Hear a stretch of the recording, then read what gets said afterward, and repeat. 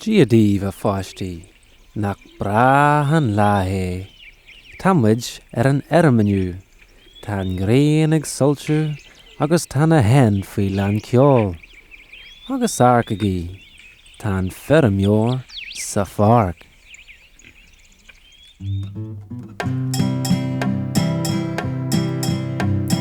Barbara Sally, an feramior am wi ag trawu, an gren sa sperrig solsju, Barbara Sally. Cawil na pastí, Cashir croch ag sugru, Tan feramior ag gobar go clúi, Barbara Sally.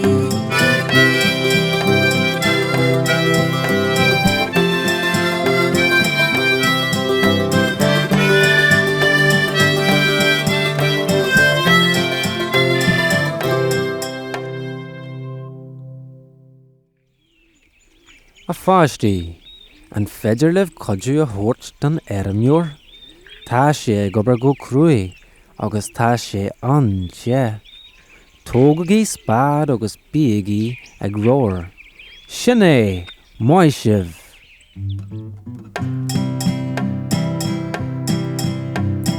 Barbara Sally, an feramior am wi ag trawu, an gren sa sperrig solsju, Barbara Sally.